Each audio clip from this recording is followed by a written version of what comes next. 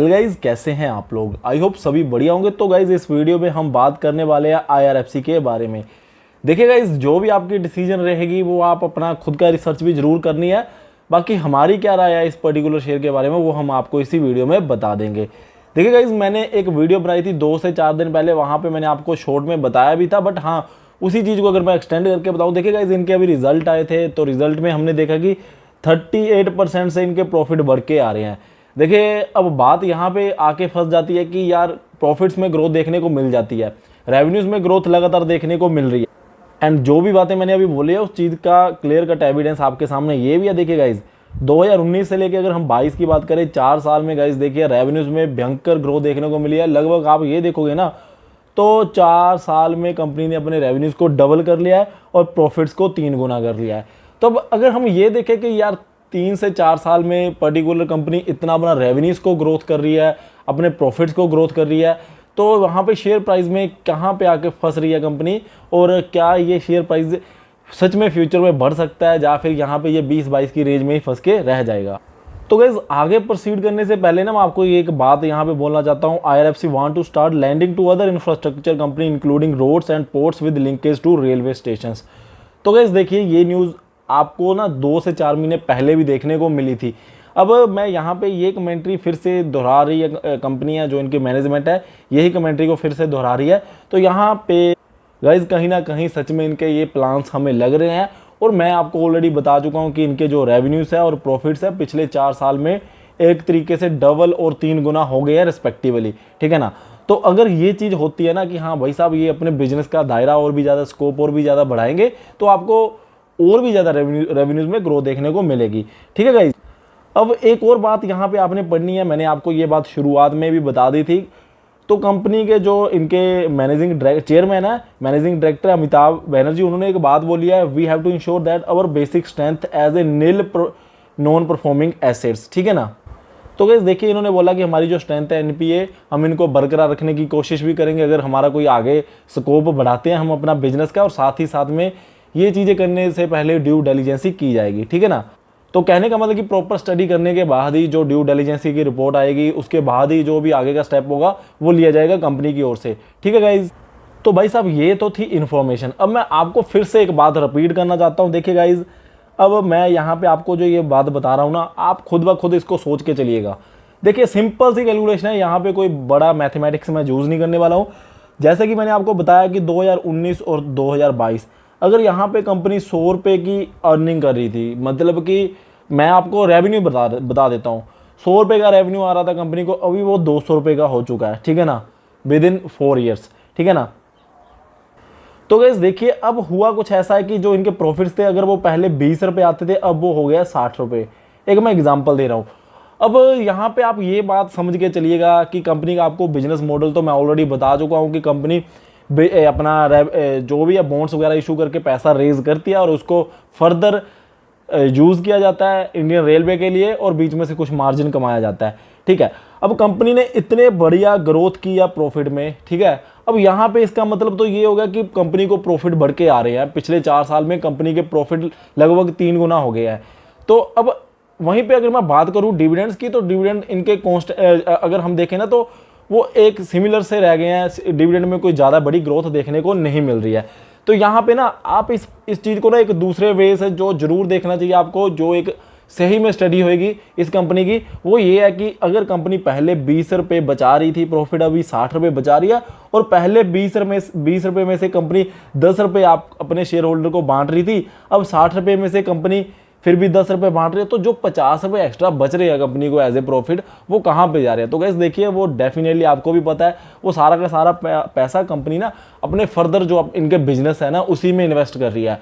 तो जिसके चलते हुए आपको जो रेवेन्यूज है वो इतने बढ़िया बढ़ते हुए दिखाई दे रहे हैं, ठीक है गाइस। देखिए 10 से 21 लाख करोड़, ठीक है ना, आई थिंक इतना ही है, सॉरी गाइस, लाख करोड़ नहीं है, 10 से 21,000 करोड़ हो गया। तो ये जो ग्रोथ रेवेन्यूज में देखने को मिली है ना, ये ग्रोथ इतनी बड़ी रेवेन्यूज में देखने का जो रीज़न है और जो इनके प्रॉफिट्स में रीज़न है ना इतनी बड़ी ग्रोथ देखने का, वो यही है कि कंपनी अपने जो इनके इन्वेस्टमेंट जो भी इनकी अर्निंग्स होती है उनको बिजनेस में ही डाला जा रहा है फिर से, और ये कंपनी बहुत बढ़िया तरीके से हर एक वे में बढ़ रही है, इनके रेवेन्यूज बढ़ रहे हैं, इनके प्रॉफिट्स बढ़ रहे हैं। अब बात यहाँ पे आके फंस जाती है कि यार शेयर प्राइस भी बढ़े तभी तो शेयर होल्डर को मजा है, ठीक है ना। तो मैं आपको ये बात बता दूं, एट द एंड ये शेयर प्राइस आपको काफ़ी ऊपर देखने को मिलना ही चाहिए, क्योंकि अब ये शेयर ऐसा बन चुका है जिसकी अर्निंग कैपेसिटी ज़्यादा है जबकि मार्केट में प्राइस कम है। तो गाइस देखिए, विद ऐसे ही आप 2-3 ऐसी डिसीजंस देखोगे गवर्नमेंट की जो कि मैं आपको विश्वास दिला सकता हूँ कि आएंगी आने वाले टाइम में, जिसके चलते हुए ना ये शेयर के प्राइस में आपको मूवमेंट देखने को जरूर मिल जाएगा। अब बात ये आ जाती है कि शेयर फ्लोट्स काफ़ी ज़्यादा है, कहने का मतलब कि शेयर्स काफ़ी ज़्यादा है ना मार्केट में अवेलेबल है, तो जिसके चलते हुए ना तो फिर 22-23 रुपये वाला स्टॉक है, जब 2 रुपये 1 रुपये ऊपर जाता है नीचे जाता है ना तो लोग बेच देते हैं, निकल जाते हैं, खरीद लेते हैं, तो ऐसा चलता रहता है, जिसके चलते हुए ये शेयर में लंबी रैली नहीं आई है।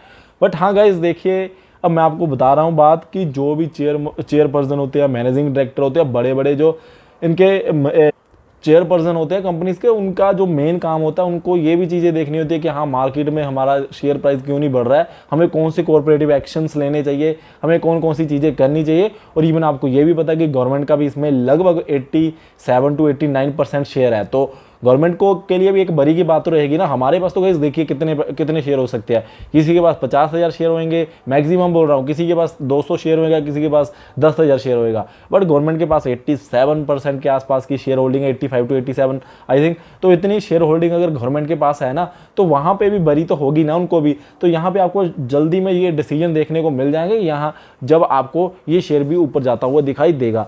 अब मैं आपको एक और बात बोलना चाहता हूँ, देखिए गाइस मैंने आपको ये बात पहले भी बोली है, जितने भी आईपीओ आए हैं पिछले कुछ समय में, उनमें से चुनिंदा आईपीओ है, 1 से 2 आईपीओ ऐसे होंगे जो आपको ढूंढने पे मिलेंगे कि भाई साहब पिछले 1.5 साल में आईपीओ आया था और ये लिस्टिंग प्राइस से काफ़ी ऊपर है। तो अदरवाइज आपको कोई ऐसा शेयर देखने को मिलेगा नहीं। अब LIC की देखिएगा कितनी हाइप बनी हुई थी, कितना ज़्यादा सोचा जा रहा था कि LIC काफ़ी ऊपर निकल सकता है, बट हुआ कुछ ऐसा बिल्कुल उल्टा ही हो गया। वो तो अभी डिस्काउंट पे चल रहा है, 150-200 रुपये डिस्काउंट के ऊपर चल रहा है, 150 रुपये के आसपास का डिस्काउंट चल रहा है उसका, जब से वो लिस्ट हुआ है, ठीक है ना, उतना नीचे चल रहा है, ठीक है।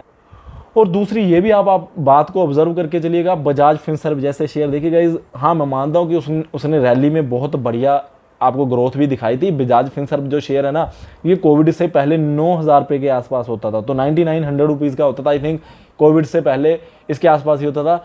तो अभी हुआ कुछ ऐसा कि वो कोविड के टाइम पे 4400 का हो गया और उसके बाद वो 18,000 के ऊपर चला गया। अब फिर से गैस देखिए 6,000 रुपये नीचे आके वो 12-13,000 रुपये के ऊपर ट्रेड कर रहा है। तो एक मार्केट में आप मानिए या ना मानिए बहुत बड़ी एक करेक्शन तो आई ही है पिछले कुछ समय में, सभी के पोर्टफोलियो रेड होंगे। तो वहीं पे IRFC ने ये भी आपको दिखाया कि भाई साहब अगर हम भागते नहीं है तो नीचे जाने में भी हमारी स्पीड स्लो ही है। तो ये भी एक आपके लिए कंफर्ट रहता है, माइंड के लिए कंफर्ट रहता है कि हाँ यार सही में अच्छा स्टॉक है, कुछ ऐसा नहीं है कि बहुत ही ज़्यादा नीचे चला जाएगा, बहुत ही ज़्यादा वोलेटाइल है। अब एक और बात ये भी है, अभी आपने हुडको में देखा होगा गाइज, मैंने आपको बताया था 2 रुपये 65 पैसे के आसपास का उसमें डिविडेंड मिलेगा। 33 रुपये का शेयर होता था, 2 रुपये 65 पैसे का डिविडेंड मिलने वाला है, ठीक है ना। तो वहाँ पे आपको तेजी देखने को मिल गई, ठीक है। अब वहीं पे एक बात आप और भी समझ के चलिए कि जो IRFC है, इस कंपनी के पास कितने बढ़िया सरप्लस में प्रॉफिट पड़े होंगे, इनके रिजर्व भी बहुत ज़्यादा बड़े होंगे। और गाइस देखिए बिल्कुल ही इनका कोई NPA नहीं है, तो इनके पास इतनी कैपेबिलिटी है कि कभी भी 3-4 रुपये का डिविडेंड दे सकते हैं। जब भी इनको लगेगा ना कि भाई साहब हमने शेयर के प्राइस को ऊपर लेके जाना है, तो 3-3.5-4 रुपये का डिविडेंड कभी भी अनाउंस करेंगे तो आपका शेयर प्राइस बहुत ही तेजी से ऊपर जाता दिखाई देगा।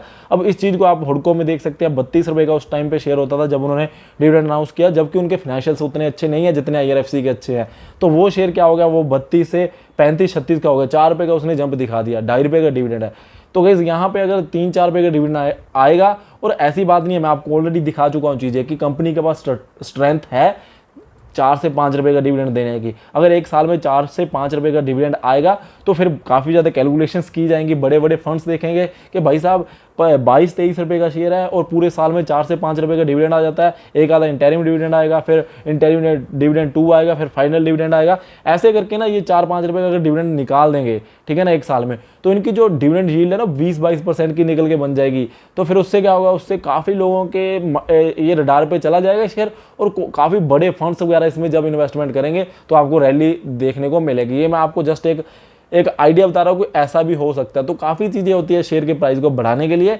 तो मुझे जो लगता है, देखिएगा इस फंडामेंटली आपके पास अच्छा स्टॉक है, फिनेंशियली जो कंपनी अच्छी परफॉर्मेंस दे रही है वो आपके पास स्टॉक है, आपके पास दिक्कत नहीं होनी चाहिए। हाँ, मैं मानता हूँ कि पिछले 1.5 साल से ये शेयर सुस्त पड़ा है, बट हाँ, अगर आप डिविडेंड की कैलकुलेशन करोगे तो मैं सोचता हूँ कि आपको जितना आपकी कॉस्ट होगी उसके आसपास ही होगा, लॉस नहीं होगा। हो सकता है 10, 20, 50 पैसे का आपको प्रॉफिट ही हो रखा हो। जिन्होंने 20-22 रुपए पे लिया होगा वो तो ऑब्वियसली गाइज 1-2 डिविडेंड ले चुके हैं, एक आधा डिविडेंड अभी 65 पैसे का और आने वाला है इसमें, तो आपको तो बेनिफिट ही हुआ होगा।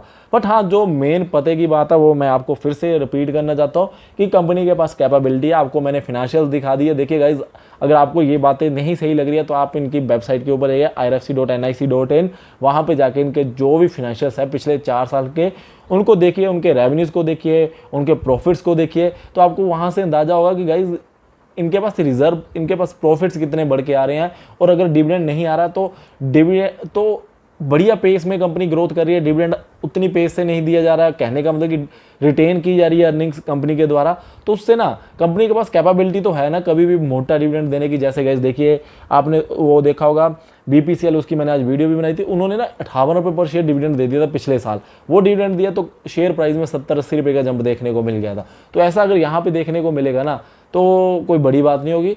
तो आप आराम से इसको होल्ड करके चलिए। और मैंने तो इनिशियली ही आपको बता दिया था 2 से 4-5 साल लेके चलोगे तो मैं कहता हूँ 101% आपको बेनिफिट दे के जाने वाली है कंपनी। और हाँ, अगर आपने बहुत ही ज़्यादा इन्वेस्टमेंट कर रखी है, जैसे कि मैंने आपको ऑलरेडी शुरुआत में भी बोला था, काफ़ी वीडियोस में बोला था कि अगर आपने बहुत ही ज़्यादा कैपिटल इसमें इन्वेस्ट कर दिया तो थोड़ा सा जब जंप आएगा ना तो 24-25 रुपये के आसपास तो कुछ अपनी कैपिटल को कम कर सकते हो। क्योंकि फिर कई बार ऐसा होता है ना हमारे माइंड में कि यार मेरी जितनी भी इन्वेस्टमेंट है वो एक ही स्टॉक में फंसी पड़ी है, मैं यहाँ से निकाल के कुछ ज़्यादा वोलेटाइल शेयर्स की ओर जाना चाहता हूँ, तो वो भी आप देख सकते हो। बट हाँ, मैं आपको ये जरूर बोल सकता हूँ कि पूरी की पूरी इन्वेस्टमेंट इसमें से नहीं कट करनी है। अगर कट करोगे तो मुझे लगता है कि फ्यूचर में आपको थोड़ा सा अफसोस हो सकता है। बाकी गाइस देखिए, अपनी रिसर्च करिएगा। बहुत से लोग ऐसे भी होते हैं जिन्होंने तो सिर्फ 1-1.5 साल में ही शेयर मार्केट को जज करना होता है, तो उनके लिए तो फिर ये वीडियो है ही नहीं, वो अपने अकॉर्डिंगली देख सकते हैं। वीडियो में जो भी मैंने आपको बातें बताई है ये आपको विद लॉन्ग टर्म, आपको जैसे जैसे आप लॉन्ग चलते जाओगे मार्केट में फिर ये बातें समझ आती जाएंगी। सो आई गाइस, आपको वीडियो अच्छी लगी, thank you guys for watching, जय हिंद।